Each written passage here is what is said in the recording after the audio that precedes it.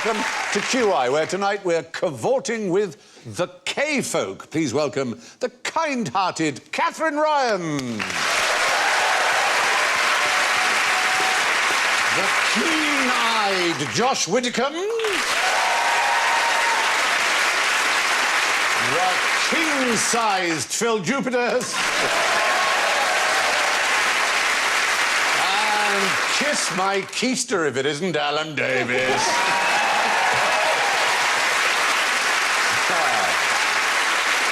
And tonight their buzzers have a story to tell. Katherine goes. Josh goes. Phil goes. And Alan goes.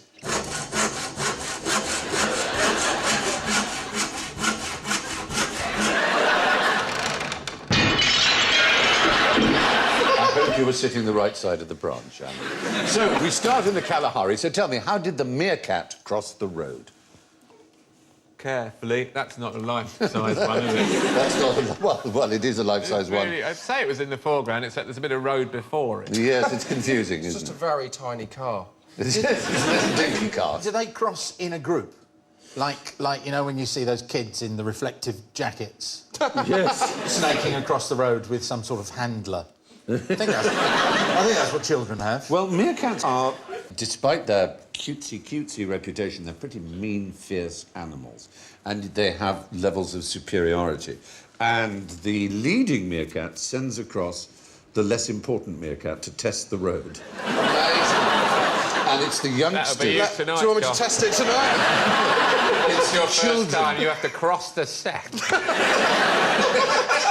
Unbelievably, it's the children they send. The children? They send their little... Once again, that'll be me tonight.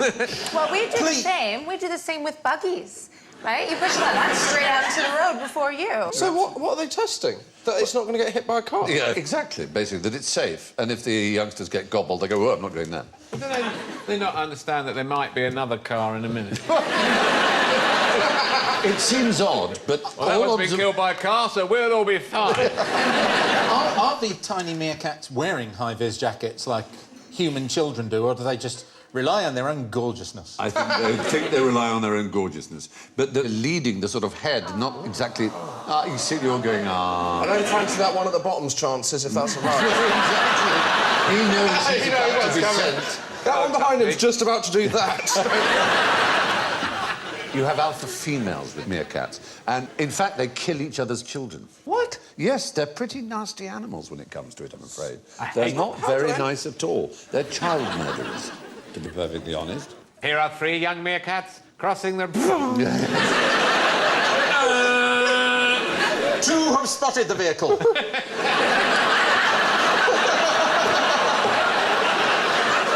The youngest one. Barry did not. Unfortunately, because of the adverts, a lot of people have bought them as pets. And they very soon abandon them because they're smelly, they're aggressive, and they attack people they don't know. But you know what? These People are people like have never died crossing a road, have they? No, they haven't, exactly. And the meerkat always worried that someone's about to kick them in the knackers. They do have that look too. Looks like someone's about to take a free kick, doesn't it? Yeah, it does. The only thing that could make that picture even more gorgeous would be 3 tiny pianos. Meerkats know each other by their calls individually, and you can send a meerkat almost insane by recording one meerkat's voice that it knows, playing it in a certain area, and then whizzing round to another area and playing it again. And Why would you do that, such a thing? It's very mean, but they get utterly baffled by the fact... Barry! How can you be in 2 places at once? There is no meerkat called Barry, by the way, but it's... You could do that with a human voice. Because we recognise everyone through their voices True, as well, but we don't also know about recordings. So that's probably It's a trick miss. Maybe you There don't. was a time when only one person knew about recording. Oh, we had great fun. Well, there you go. The Meerkat Road Safety Code is to send the kids across first. Now, Alan, why will you never eat my noodles?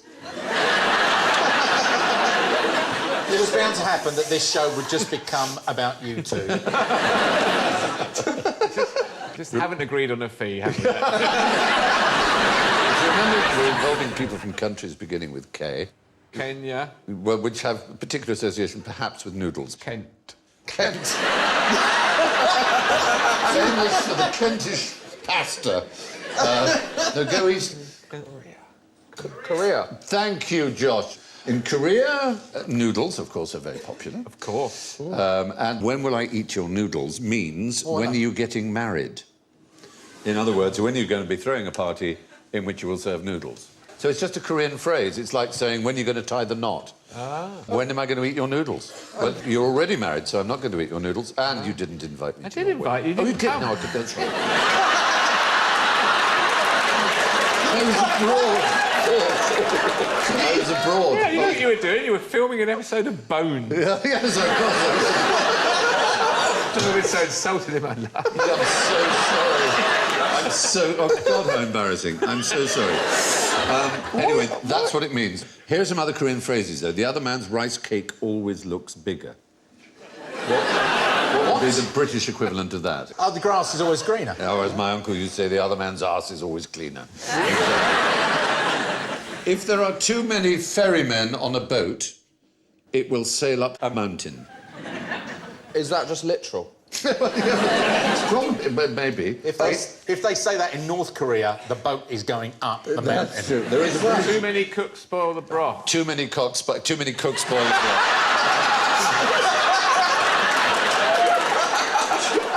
So, Stephen, tell me about your childhood. OK, here's one. Pummeling a dead monk. That's in the biscuit. You'd think... Yeah, but if you've got erectile dysfunction, you're pummeling the dead monk. Is it flogging the dead? Oh. It's flogging a dead horse. It's criticising an enemy who's already defeated. It's a useless exercise, in other words, yes. So, he worked as if he were tending the grave of his wife's uncle. That's brilliant. What would that mean? I might start using that. Not much. Yes is the answer, He did because in bugger Korea, it is your duty to tend the graves of your family. But the more distant the family, the less attention you give the grave. So all he was doing was just basically sprinkling a little bit of water on the... It's only his wife's uncle. Whereas his grandfather, his father, or his mother, he'd be putting flowers and being with great attention. So that's So what like that means. shagging the dog. Not really. Not really, Catherine. Is there something you want to share with us? Like shagging the dog? Yeah, like if you don't work very hard, you're just shagging the dog. Not in this country, madam. In this country, when we shag a dog, we know what we're doing. And it's pretty hard work, let me tell you. Not as easy as it looks, I tell you that. So in Canada, you have the phrase shagging the dog. Yeah. Or like shagging the sheep if you want, or whatever. That's not fun. Again, perfectly common practice over here, but not considered a light or unburdensome task. It just means like having an easy day. There's a lot I have to learn about Canada. It's easy because with like a lady, you have to take her out to dinner or woo her a bit. But with the dog, it's just like, here, boy, come on. You say that. I You don't say know. that. Yeah, once he's here, most of the work is still to be done in that situation. Yes. I'm thinking, let's move on. So, you wouldn't notice even if a friend at the same table died. What can that mean? The food was delicious. Absolutely spot on.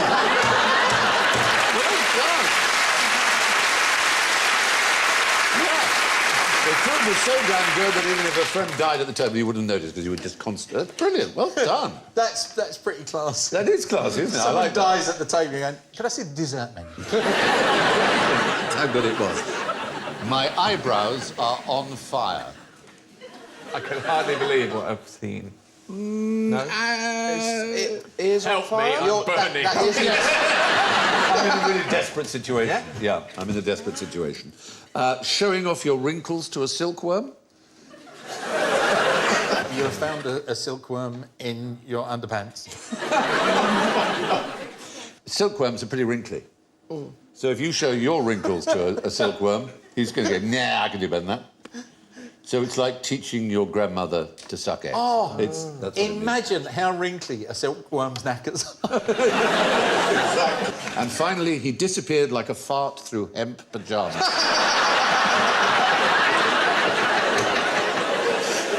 I think that one speaks for itself, doesn't it? It's a Korean phrase. Awkwardly, basically. Embarrassingly, awkwardly, not with maximum grace. Now, who are these men and what did they have for breakfast? The guy there, front left, Yes. he looks like he's having a Calippo for breakfast. He does. Very early Filippo commercial. Very early Calippo commercial, absolutely right. The next Oh, they got phrase the lifestyle element of the Calippo commercial all wrong. Calippos have changed. One of those... Bizarrely, when first made, they were for poor mining workers. Well, this is a poor village. Is that the Dales? Is it Yorkshire? It's not. Is it the north? It's remoter. It's British, but remote. Is it Devon? Hebrides. The Hebrides is right, and it's the remotest of all of them, Okay, and the largest. Seaweed? Do they eat seaweed? They don't. They lived for 1,000 years. This On community. kittens. These On men... Calippos? For 1,000 years, this community was isolated from Britain. They lived on gannets and skewers and puffins. It's the largest puffin colony in Britain, the largest gannet colony in the world. So can you think of the name of the island? Is it... No, I can't know. It's St Kilda. St Kilda. And who was St Kilda? I'll give you 10 points if you can tell me. Patron saint of ducks. Was St Kilda male or female? Male. No. Female. No. St Kilda was not a saint. It's merely, unfortunately, a sort of... Font? It's an Old Norse word for a shield, skjölde, and it just became St Kilda.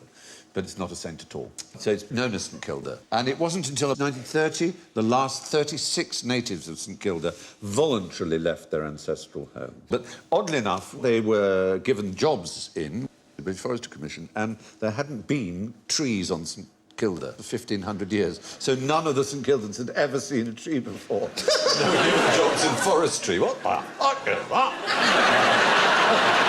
I imagine... I mean, because they're big. I mean, they really... Trees are big. Orcs! It's a... So did they want to come to Britain? Sorry? When we brought them all over here in the 30s, Yeah.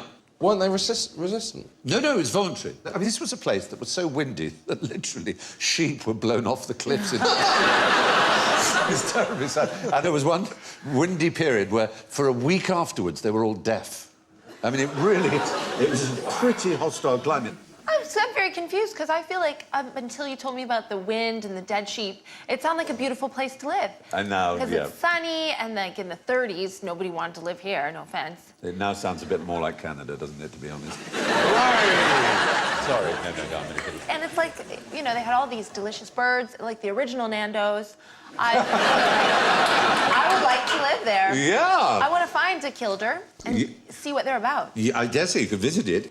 What we saw was actually the parliament, the men only, gathering. Wow. That's their parliament, and they talk until... Cabinet meeting. Are they split down the middle by They party? talk about what the issues of the I'm day... holding the Calippo. It's my turn to speak. The worst thing is that dog in the middle's the Prime Minister.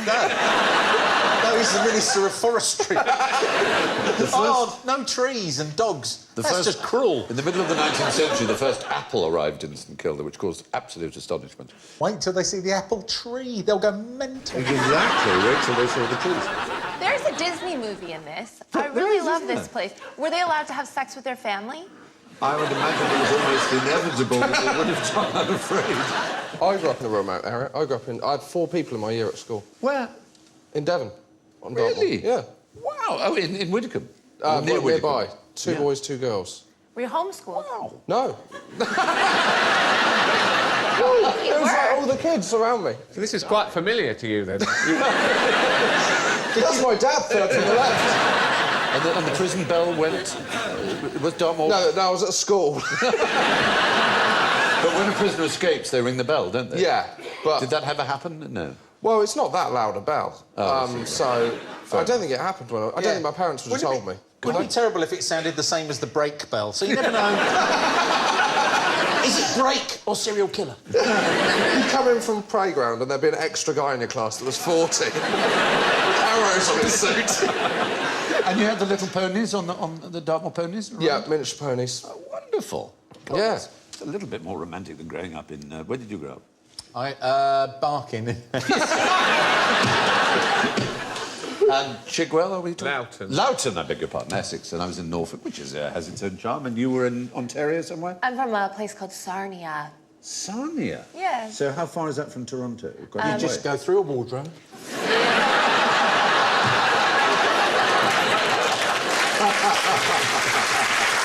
No! Mr. Tumnus, don't do that to the dog. Isn't it like Peterborough, Hamilton, those sort of places? You know a lot about Canada. Yes, I it's- do. I say it's 3 hours worse than Toronto. Oh. Well, I mean, they say of Toronto it's New York run by the Swiss, don't they? It's kind of charming, but just a little bit too sterile in the streets. Yeah. I hated Switzerland. Have you been to Switzerland? No, I don't like Switzerland either very much. I mean, I the paid Alps are obviously £7 charming. for a cup of tea. No. Yeah. Mug.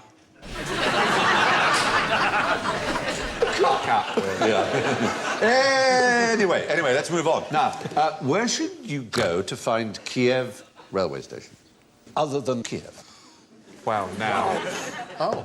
Hull, did you say? Yes, Stephen. Hull. Let the siren go off and Hull appear on the Nobody guessed you'd say Hull. No. Kettering. Let's work our way through. No. Is there not one? There must There be is a one. Kiev station. It's in a very major city in Russia. Moscow. Moscow. And it's the station that takes the trains to Kiev. So they have a St. Petersburg. They have a St. Petersburg station as well. If you want to go to St. Petersburg in Moscow, you go to St. Petersburg station. There's a kind of logic to it. A huge number of towns and cities in England have a London Road, for example, that go to London. They're not in London. London Road isn't in London. This is why I do not understand London. I go there.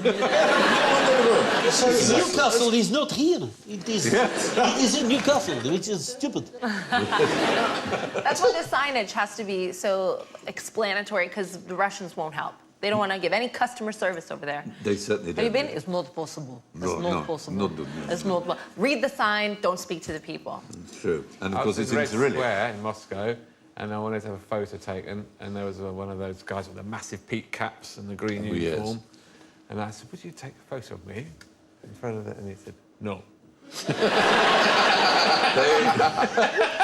very good at being rude. You, half an hour standing there looking pissed off. One person's asking for a little thing. Went like that, with him in the background. Very good. So where is the Kremlin? Oh, I know this. Yes? There's more than one. Excellent. You're absolutely right, because almost every Russian city has a Kremlin. Really? Yeah, it's the fortifying walls originally around a city are a Kremlin. We know a famous one, which is the one in Moscow, but there's one in almost every city you can think of in Russia. Very good, John. I go to Cardiff looking for Tower of London. You know? Is this country stupid? And also, your women pop groups, they on television, not in prison. Now, there you go. Here's a question. If you follow a cool grinder, where will it get you? Oh, it's not, no. It's not that, no. What? No. What that can you be thing, thinking? that application. I can't That thing. imagine what you're talking Yes, you know. How many? Turn it on now. How many are in the studio? Oh. I bet. I imagine your outfit will set it off straight away. I'm just bear baked. This is No, nothing it's to not- do nothing to do with with that. the gay man-on-man action app. No. Okay. Kulgrinda is spelled Kulgrinda. It's a rather remarkable thing that exists in the Baltic, particularly in Lithuania, but also in Kaliningrad. Naturally occurring phenomenon? No, it's a man-made phenomenon, which is a very cunning way of deceiving your enemies, running away from them or causing them to drown. Making a misty fog thing? No, what you do is you make stepping stones that are under the water, A cunning... which are enough for you to stand on, but only you know where they are. The really cunning thing is how you lay them. In the winter, it's incredibly cold, so you get these huge stepping stones, put them in a line across the ice, and as the ice melts, they drop and form a line. And if they're big enough, you can actually drive a coach over them. I mean, you've got to be pretty sure you're going to be chased soon to go to that trouble. The Estonians and the Gradians were pretty often at war. There was a lot of war going on. I think we will be chased in the summer. They were often invaded. Which way should we go? Over the river. I'm going to make a cool grinder. Will you help? Only if you're certain about this chase. Tell me more about it. Who's involved? Basically, you set it up and then you start a game of It in about June. I tried to walk across the River Thames. They don't have cool grinder. It's stupid. I hate this country. That is very similar, your Lithuanian accent, to your Russian accent, by the way. And you're Ukrainian. No, the most famous one is the Sietuva swamp, which the Lithuanian explorer Ludwik Krzyzewski navigated by coach in 1903. And he wrote that at the deepest point, the water was up to the sides of his horse. So they're really impressive little things. I'd say the most famous one is the one Jesus used to trick everyone in the Bible. That's true. That's very true. But here's a supplementary question. Where can you get arrested for wearing a seatbelt? Oh, is it somewhere where the road is by water? Well, we're still in the Baltic region. In Estonia, they have lakes that freeze over, and there are roads on them, so you can drive on them. But Ice you can trackers. see that, and you can drive along them because it's 22 centimetres thick, the ice, and it won't give way. But you're not allowed to wear a seatbelt in case you slip over or something and you get trapped. So it's actually safer not to wear a seatbelt. The other thing why would this be? You mustn't drive between 25 and 40 kph. Is it like Back to the Future? Pair of flame-coloured from your DeLorean. You can drive faster? Yes, you can drive faster or slower, but not between 25 Not and between 40. those? Yeah, those particular... Same speed as a polar bear? It's a bit like marching over bridges in step. Oh, is it to do with the... Oh, is the is there a vibration? It resonance? sets up vibrations that might crack the ice. Those particular speeds. Why wouldn't a faster... Is it just those speeds are just the resonance? Those speeds, of it's that? the resonance, yeah. It's just something to do with the frequency of that. It's interesting, isn't it? Oh, well, we hope it's interesting. Otherwise, the hell with this programme. But the US Antarctic programme, the other side of the world, near McMurdo Sound, they, every year, construct... What do they construct on the ice? I mean, Massive ice Jenga. it's also to do with transport. Ice plane. Well, not an ice plane, but a Boat.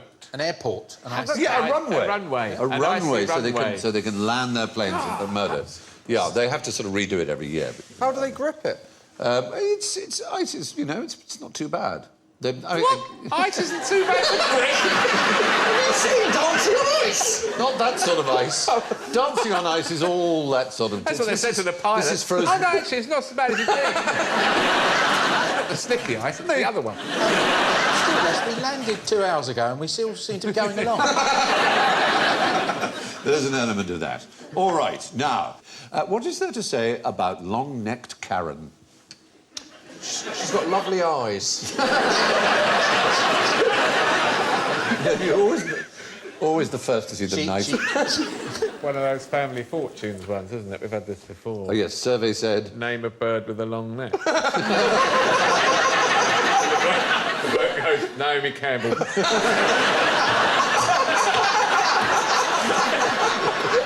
This is clearly not No, Naomi. emu. Karen is the answer here. Who's this Karen? Tom Cruise always likes girls, like tall girls with long necks, but then he doesn't let them wear heels around him. No, because he is not the tallest man in the world. Well, then why date the girls with the long necks? So they can spot predators. Also... Say again? Oh, hello. Tribe? Is it a tribe? Tribe. The Karen tribe. The Karen tribe. Oh, hello. All right. Love to see you. Hiya. All right.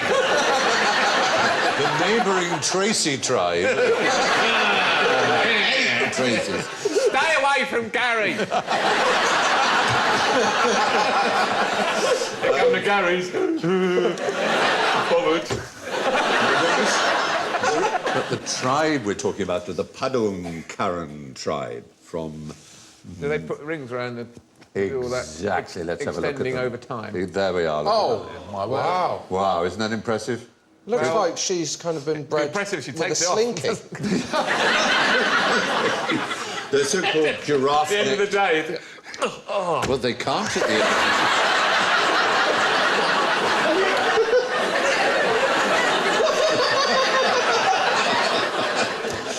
Beryl, why are the curtains on the... Oh.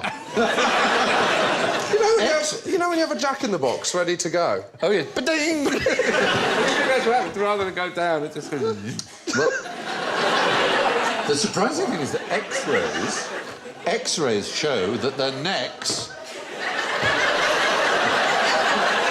They can't get any more vertebrae, can they? No, X-rays show their necks are not longer than normal people's. What's going We're all on? hunchy. I mean, that does look quite long, but it's actually what's lower is the collarbone, or are the collarbones. Wow. They're supposed to wear them until they get married, but a lot of them keep them on forever.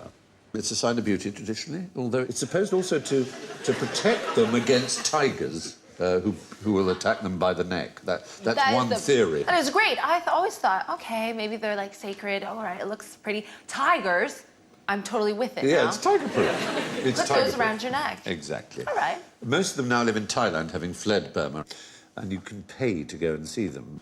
There's another nearby tribe who also wear brass coils, not only around their necks, but around their lower knees and arms. I don't think this is so mad, really. I think I get it with the tigers. And Yeah. here you've got Katie Price doing loads of crazy stuff to her body and all her friends. And they look lovely, but they're like orange and they've got fake hair and fake nails. How is this worse? You're absolutely right. Yeah. Yeah. Points to Catherine, naturally, for that good observation. Now, just how badly wrong could a housewarming go in one of these? Nice house. That man is a big fan of the show. Let's see the rest of him go on. It's past the watershed. The house doesn't look warm at all to me. It looks cold in there. It does look cool in there. All his guests have to arrive by helicopter. Doreen, I love squirrels. What can I say? Well, we've looked at the Karen Is this tribe. real, or is this This is James another Cameron tribe. thing? These are the Korowai tribe. They're a New Guinea tribe who live entirely in tree houses. And they're the only people in the world, apart from the Kombai, another tribe, who also live only in tree houses. Each house lasts, on average, about 5 years, and then they rebuild somewhere else. And their lives, they take their pets up, everything. And that's where they live. How do they go to the toilet? Well, the long drop, I guess, is the answer. You're walking past. Yes. Don't walk past is the answer. They're roofed with leaves from branches, like a house you'd see anywhere, to stop the rain getting in. And so it's with a little pediment. It's very, very splendid. Once installed, though, they celebrate by lighting a ceremonial fire. The whole thing is made of wood. But it's kept safe by suspending the fireplace in a hole in the floor, and if the fire gets too big, it just drops down to the ground. You'd think it would set fire Burns to the the whole struts. forest. Yeah, well, yeah. But it seems to work. They've been doing it for a very, very long time. One of the marvellous things about them is they had no idea at all that there were any other human beings in the world until 1970. It's pretty astonishing. Anyway, the Korowai have open fires in their houses, even though they're made entirely of wood and 30 metres off the ground. Now, where's the best place to keep a load of old rubbish from the 1980s? My loft. Your loft. No, this is a story you're not likely to know, but it is a 16-year voyage of a ship called the Qianxi, trying to offload rubbish from Pennsylvania. in 1986. It was loaded with 15,000 tons of non-toxic ash, bound for dumping in the Bahamas. So they said no. So they went to Puerto Rico, Bermuda, the Dominican Republic, Honduras, Guinea-Bissau and the Netherlands Antilles. They all said no. Then they cunningly reclassified the cargo as topsoil fertiliser and managed to get rid of 4,000 tons of it in Haiti. And then they were rumbled and sent packing. So they then went to Senegal, Cape Verde, Yugoslavia, to Sri Lanka, Indonesia and the Philippines, and then Singapore, where she was found to be empty. And then the captain and the ship's executives admitted they'd dumped the ash at sea and were jailed. And at the assistance of Haiti, the ship had to go back to pick up the 4,000 tons they'd left behind. So eventually, Pennsylvania, where it originated from, took it back, and in 2002, 16 years later, it was offloaded and taken by train to a landfill just 120 miles where it had originally come from. How impressive is that? I quite like the idea of that boat sailing around and the captain with a teaspoon just going...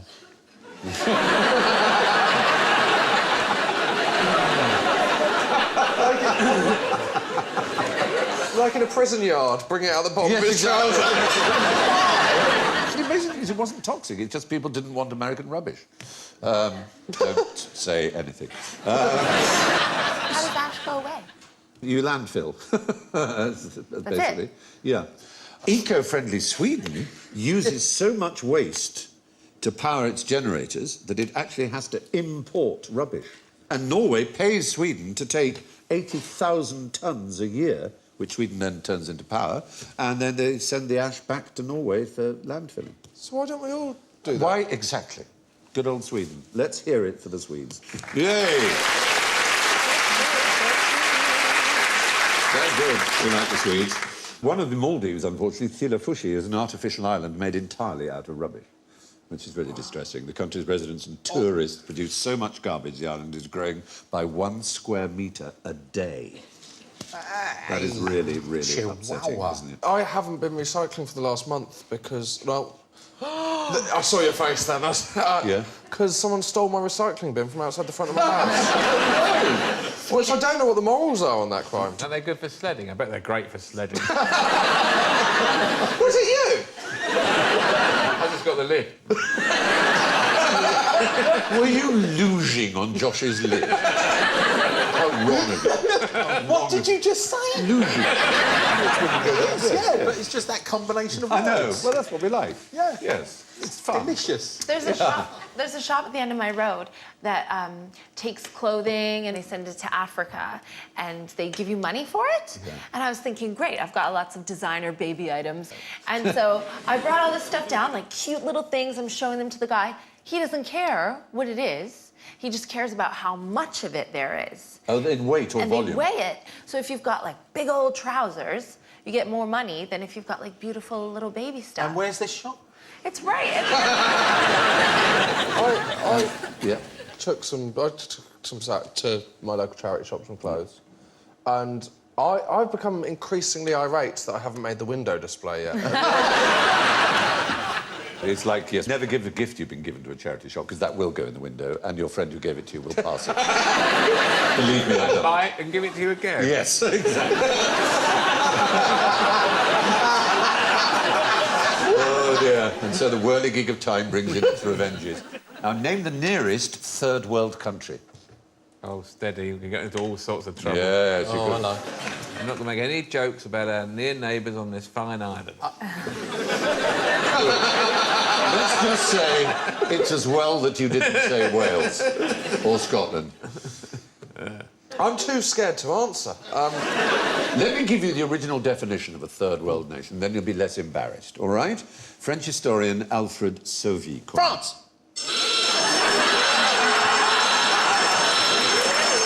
We jumped the gun. coined the phrase Oh, Stephen! the third world, le monde troisième, in 1952. It meant states not politically aligned with the USSR or the USA, i.e. the Soviet bloc, or with America. So any state that wasn't in some way politically aligned was called third world. Now, which is the nearest one of those to us? France was, although it wasn't a member of NATO, it was politically aligned. Ireland wasn't it? Ireland is the right answer. The one I was most afraid of saying. Oh, you know. It's only more recently that it became a term meaning poverty. And nowadays, of course, it's not a politically correct word to use anyway. We don't say a third world country, we say Developing. the developing world, We exactly. say a vibrant tourist destination. Bravo. It's exactly what we say. Unspoiled, we say unspoiled. Unspoiled, exactly. There is fourth world, however. Now, what does fourth world refer to? Essex. You're lucky you can get away with that because you come from there. But the Centre for World Indigenous Studies says it means essentially dispossessed people, such as Kurds or Romanis and such like. They are fourth world. If you're Irish in Britain, there's something you can do that you can't do if you're British in Ireland. Piss in Open the a street. theme pub. Piss in the street. Open a theme Yeah, singing pubs. No, it's really an important right. Could you be in Parliament? Vote. Amazingly, Irish citizens living in Britain can vote in British general elections. British citizens living in Ireland cannot vote in Republic of Ireland general elections. Now, which country's national anthem is the land of the free? America. America is not the right answer, I'm They afraid. sing it. Beyonce sang it. It's in the lyrics, the home of the brave and the land of the free. But Is it somewhere incredibly not free? no, it's free. Free-ish? It's the only flag of an independent sovereign nation that has human beings on it. 2 of them, as a matter of fact. Are they copulating? They're not copulating. It's any help to you, they're chopping wood. Are they dancing? It's one of those Gangnam freaky Style? islands, isn't it? Oh, it's a... Those freaky eyes. One of the lines is, by the might of truth and the grace of God, no longer shall we be hewers of wood. Mordor. Give us more clues. We can get this. Come on. It was once a British possession. And Belize. yes! Come on! Very good! Very good! Belize. Formerly known as British Honduras, and its national anthem is called the Land of the Free. The name of the American national anthem is... Star The Star Spangled Spangled Banner, oh, say can you see by the dawn's early light, etc., etc. Who wrote the words for that, do you know? Jay-Z. There was a man called Francis Scott Key. And what's interesting about him... Joe Biden is absolutely hating that. He's not looking happy, is he? Neither is the other guy. I wanted to sing it. Yeah. I have a beautiful piercing alto. Yeah. Anyway, Francis Scott Key gave his first 3 names to a distant cousin who was Francis Scott Key surname, one of the greatest writers of the 20th century. Fitzgerald. Yes, F. Scott Fitzgerald's real name was Francis Scott Key Fitzgerald because he was a cousin of the man who gave us the words of the Star Spangled Banner. And finally, a really easy one. Does the Paris-Dakar Rally start in Paris and end in Dakar, or start in Dakar and end in Paris? Starts in France and ends in Africa. Sorry. Anybody else? Is it neither? Yes. Well, I know it ends in Africa. It doesn't. I presumed it started It doesn't in France. end in Africa. Where's it end then? In South America. What? What the heck now? The Paris-Dakar Rally has been held in South America for the last 5 years since threats in 2007 from Al-Qaeda. And so the organisers relocated it in South America, absolutely. The Mongol Rally starts in England and ends in Ulaanbaatar, which is the capital of Outer Mongolia, as I'm sure you know. I'd just take a mobile phone rather than doing that. There you see the Problem is you can't get the 1990. signal. It starts in London and ends in Ulaanbaatar. And what route does it take? A2. The fact is... He's not wrong. The fact is, any way you want to go, because A20. there is no set route. You can just choose to go through whichever Dover, countries will Folkestone. allow you to get through them They don't want to cramp the style of the rallyists. In India, there's a very good rally called the Blind Man's Car Rally. A 40-mile race in which blind navigators use a braille map. The drivers are sighted, but they must adhere to the directions given by their unsighted navigators who are using braille. Even if they know it's going to be a collision. Left, left, left! Anyway, now we have a knick-knack exploding custard powder experiment. For something to explode, you need certain things. You need something to light, in this case, custard powder. You need something to light it with, and you need oxygen. But you need a little bit more than that, because if I try and light this custard powder, you will see that nothing happens. The trick custard powder! It doesn't. The whole point is nothing happens. Nothing would happen with that. It's Because custard, I bet you fool. Heston could make it burn. he couldn't in this state. No? What you need in order to get something like custard or any powder, even metallic powder, to burn and really burn, is one of these ordinary, everyday objects like this. As you may see, I have a funnel, and I have some safety glasses to save my beautiful eyelashes, and I have a lighter. And I miss Jacques Cousteau. And I have a pump. I have a pump. I have a pump that rather wants to fall over. So we'll just raise this here so it doesn't fall over. OK, now, what I'm going to do... I don't want to know what you're going to do. What I'm going to do is I'm going to pour the custard powder in this funnel, and I'm going to present a flame across it. Yes. Yes. Be afraid, be very Could I use afraid. Alan as a human No, shield? you're the shield!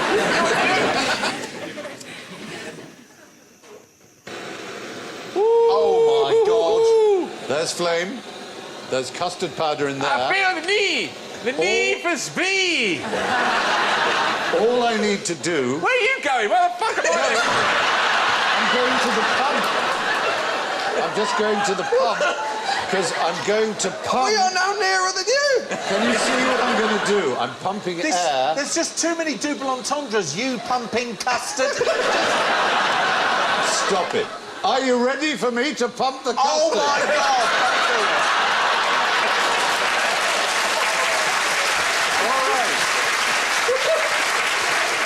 Oh, God. Yes, I'm ready need- for you to pump your custard. I need a countdown from the audience. This is not how I wanted to go. Audience, I want you to count me down from 3...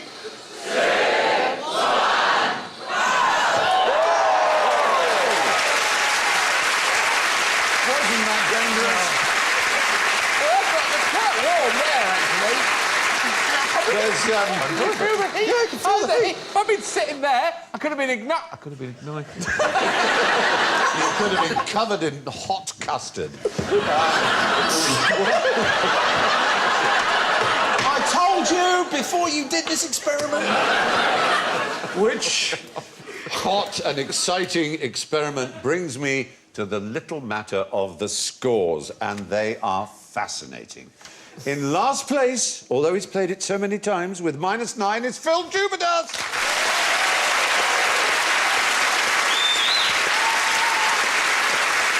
A highly creditable third place with -8, Catherine Ryan.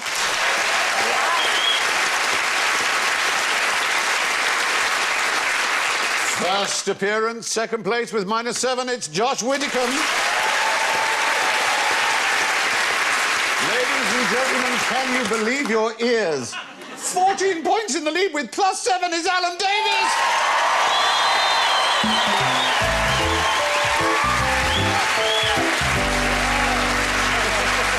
Enormous thanks to Catherine, Phil, Josh and Alan. Good night.